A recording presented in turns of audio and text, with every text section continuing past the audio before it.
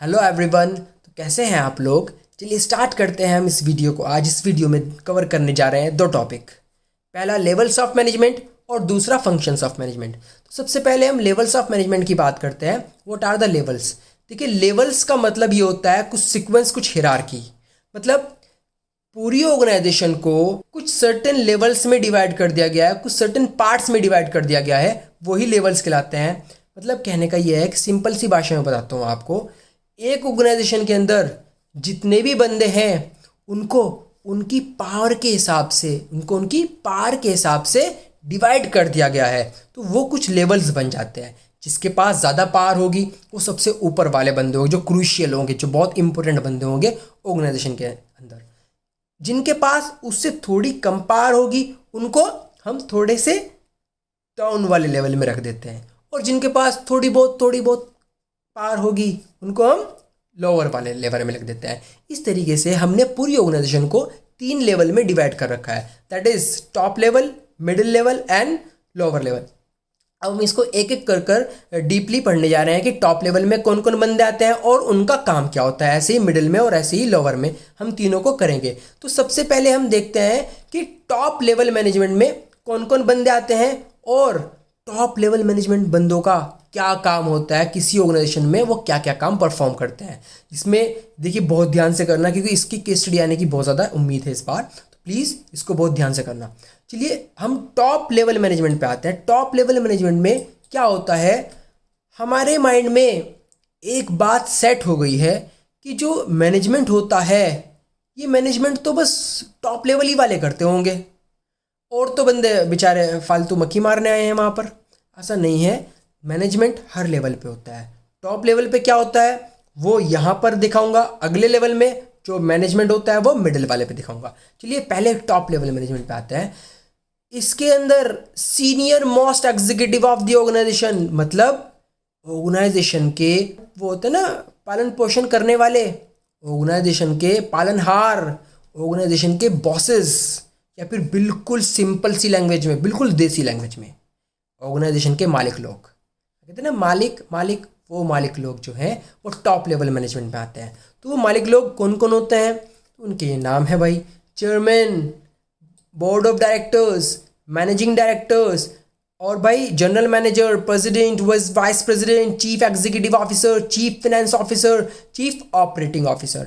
ये जितने भी हमारे चीफ वाले होते हैं ना, देखो किसी भी पोस्ट के आगे अगर चीफ लग गया है ना तो समझ लेना टॉप लेवल में आता है। याद रखना चीफ। आप एक काम करो, जब भी आप पढ़ने बैठो तो इन नोट्स को साथ लेकर बैठो और साथ साथ अंडरलाइन करते रहो, या फिर साथ साथ आप जो है कुछ भी अपना नोट्स बनाते रहो इजी, ताकि आपको बहुत ज़्यादा आसानी हो रिवाइज करने में। वैसे मैंने आपके लिए बहुत ज़्यादा इजी नोट्स बनाए हैं और उसके साथ साथ मैंने अंडरलाइन और हाईलाइट्स भी कर दिए हैं। जो मेन टॉपिक है उनको हाईलाइट कर दिया है। तो अब हम टॉप लेवल मैनेजमेंट तो समझ गए हैं। बेसिकली टॉप लेवल मैनेजमेंट क्या होता है, they are the group of crucial person, group of crucial बंदे। दोज वो बंदे क्या करते हैं, they are leading and directing the efforts of all the individual. जितने भी बंदे काम कर रहे हैं वो उनके लीडर, वो उनको डायरेक्शन दिखाते हैं कि आप लोगों को ये काम करना है। तो वो काम जो होते हैं वो क्या का काम होता है उनके, वो हम फंक्शंस ऑफ टॉप लेवल में देखते हैं कि टॉप लेवल के फंक्शन क्या होते हैं। देखो सबसे पहला function, determining the objective of enterprises. Simple सी बात, जो ऑर्गेनाइजेशन का ऑब्जेक्टिव है वो कौन सेट करेगा, टॉप लेवल मैनेजमेंट सेट करेगा। टॉप लेवल मैनेजमेंट ही सेट करता है कि हमें करना क्या है। किसी भी लेवल पे कोई भी बंदा काम कर रहा हो, वो सब के सब उसके ऑब्जेक्टिव भी टॉप लेवल वाला बंदा सेट करता है। सारे ऑब्जेक्टिव टॉप लेवल वाला सेट करता है। मेन ऑब्जेक्टिव जो होता है ऑर्गेनाइजेशन को चलाने का, वो टॉप लेवल वाला करता है।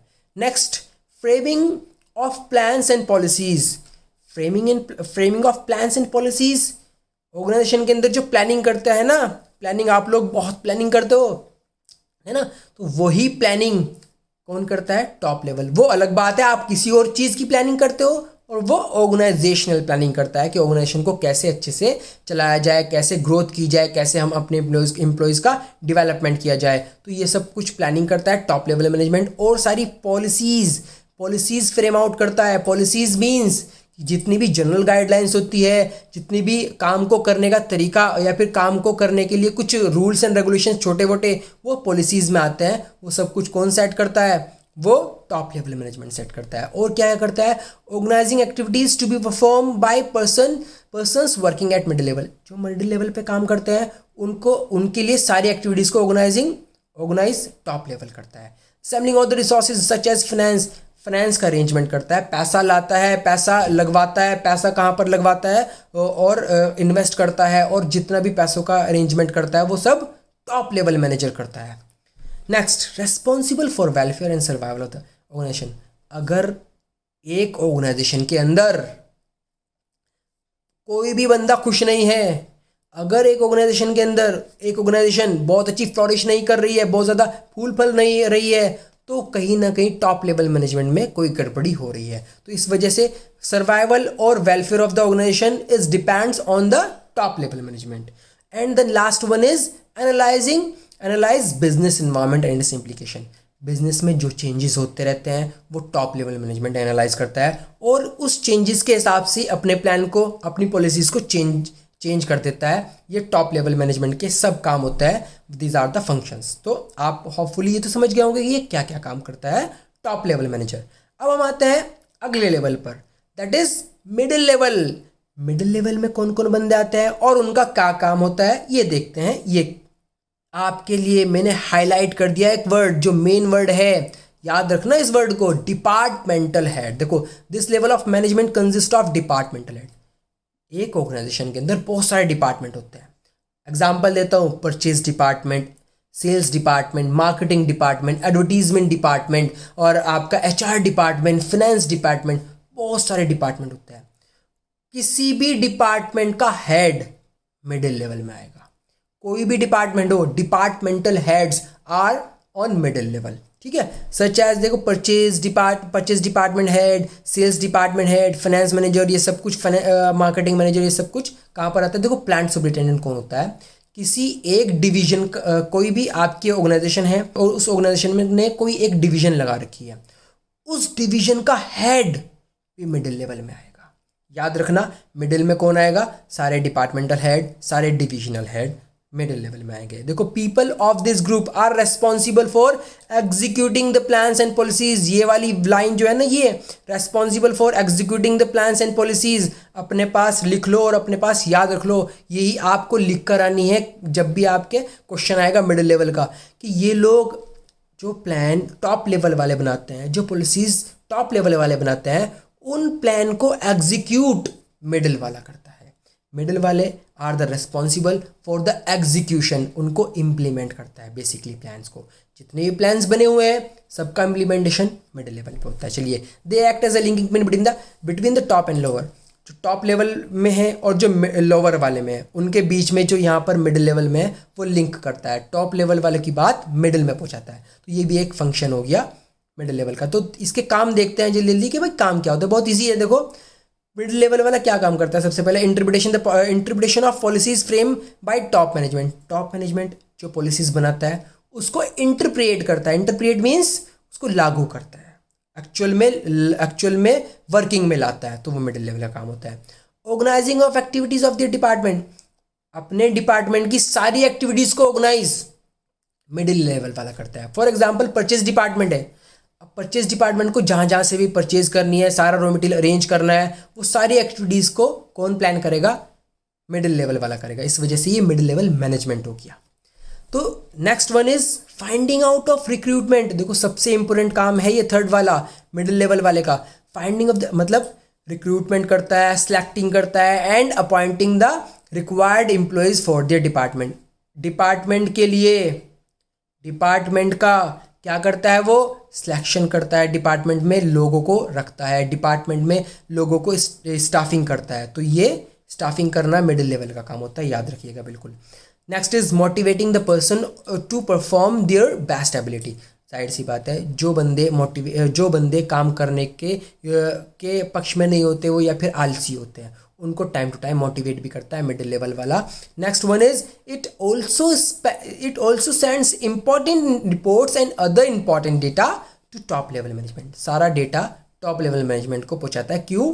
क्योंकि because it is a link pin between the top and the lower.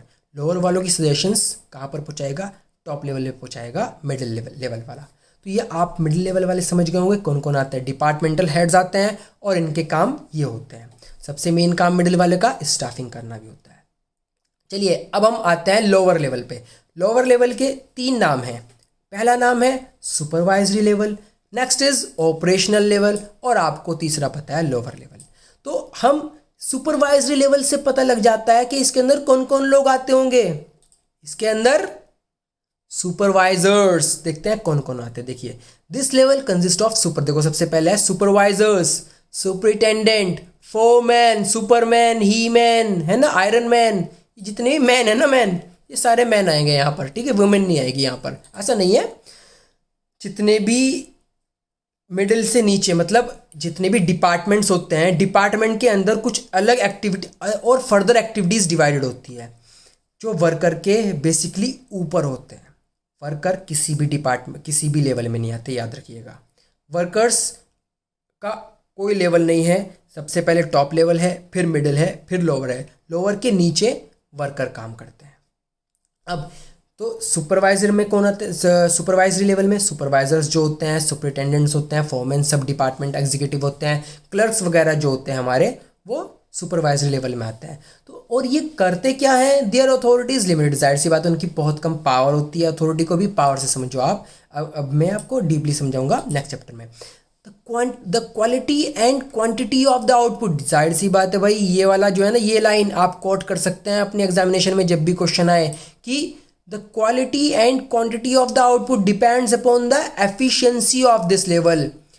जितनी जो एक क्वालिटी प्रोडक्ट बन रहा है, जो एक एफिशिएंसी लेवल के कम से कम कॉस्ट में काम हो रहा है, वो इस लेवल के ऊपर डिपेंड करता है। क्योंकि ये इसके ऊपर होता है, एकदम वर्कर के ऊपर। वर्कर को एकदम वर्कर के ऊपर डंडा लेकर खड़े रहते हैं ये, कि वर्कर अगर कहीं भी काम करेगा एकदम से डंडा टैक से लगता है।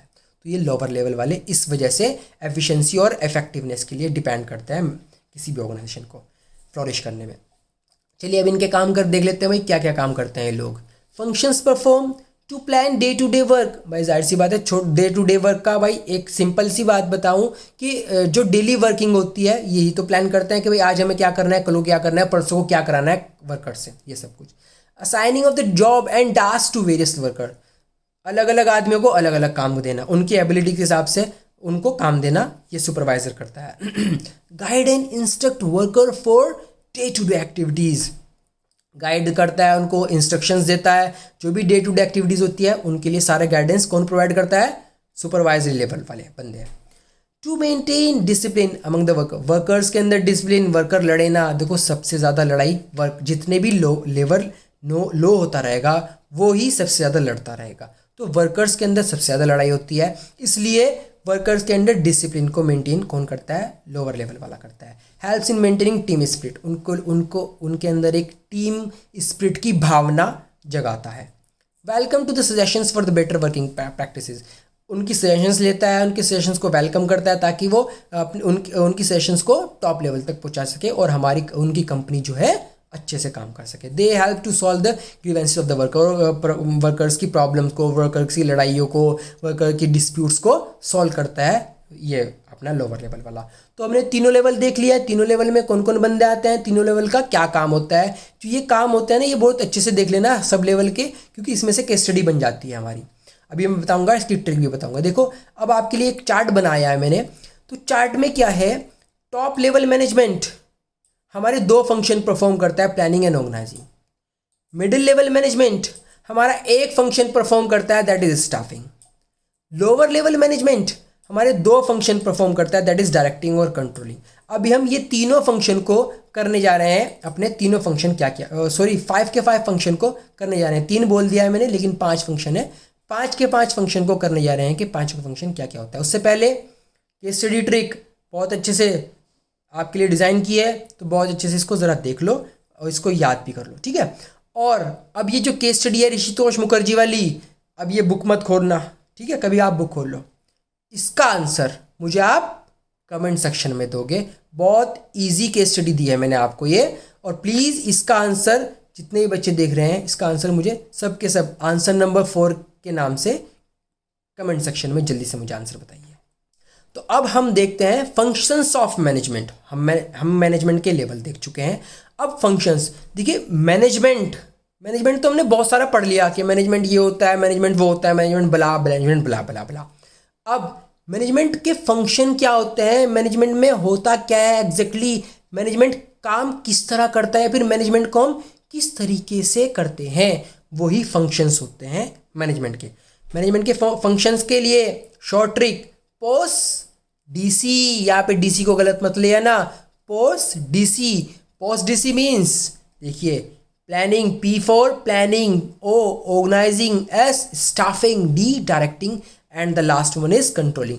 इसको ऐसे ही सिक्वेंशियल में लिखना है आपको, सिक्वेंशियल फॉर्म में। ये आप उल्टा सीधा मत कर देना, पोस्ट डीसी को पोस्ट डीसी ही लिखना है, कभी आप डीसी पॉज कर दो, ठीक है। तो पोस्ट डीसी में planning, organising, staffing, directing and controlling आता है। तो हम जल्दी से ये 5 के 5 फंक्शन देख लेते हैं मैनेजमेंट के। क्योंकि जल्दी से इसलिए बोला है मैंने क्योंकि ये जो 5 फंक्शन हैं ये आपके 5 चैप्टर हैं।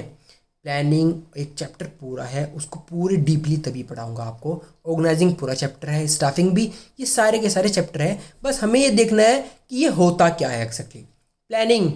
प्लानिंग का मतलब होता है जब हम एडवांस में कुछ सोचते हैं। प्लानिंग तो हर कोई करता है, आप लोगों ने बहुत प्लानिंग की है, पता नहीं किस किस चीज़ की प्लानिंग की है। कभी आउटिंग करने की, गलत मत जाना भाई, कभी आउटिंग करने की, कभी पिकनिक पे जाने की, कभी कहीं और जाने की, है ना।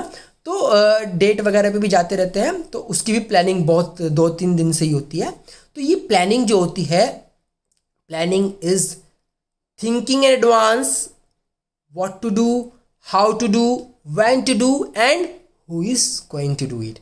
जब हम एडवांस में सोचते हैं कि क्या करना है, कैसे करना है, कौन करेगा और कब को करना है, ठीक है, तो ये सब कुछ प्लानिंग होती है। प्लानिंग बेसिकली एक प्लान बनाना होता है जिसके अकॉर्डिंग हमें आगे ऑर्गेनाइजेशनल एक्टिविटीज़ करनी होती है। This is known as planning. इस वजह से थिंकिंग इन एडवांस, क्योंकि एडवांस में क्यों होता है, क्योंकि हमें ऑर्गेनाइजेशनल एक्टिविटीज़ से ही पहले प्लानिंग करनी होती है। इसी वजह से डिसाइडिंग इन एडवांस क्या है यहाँ पर। तो समझ गए हो प्लानिंग क्या करना है, कैसे करना है, कौन करेगा, कब करेगा, तो ये सब कुछ प्लानिंग होती है।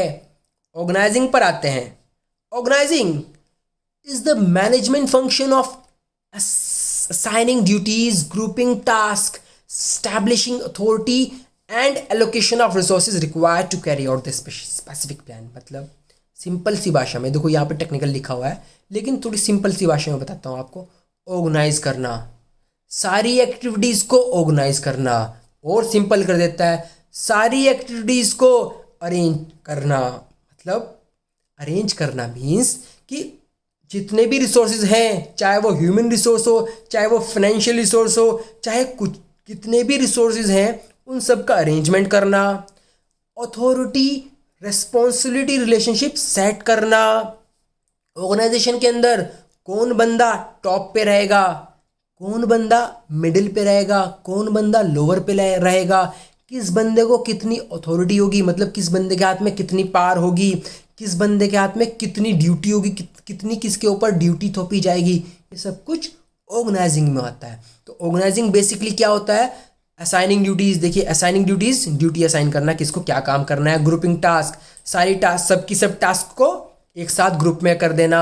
Establishing authority and allocation of the resources, सारे रिसोर्सेज को एलोकेट करना, एक साथ लगाना, ताकि वो हम एक साथ यूज़ कर पाएँ ऑर्गेनाइजेशन एक्टिविटीज़ के लिए, ठीक है। तो ये ऑर्गेनाइजिंग होती है। प्लानिंग हो चुका है, ऑर्गेनाइजिंग हो चुका है।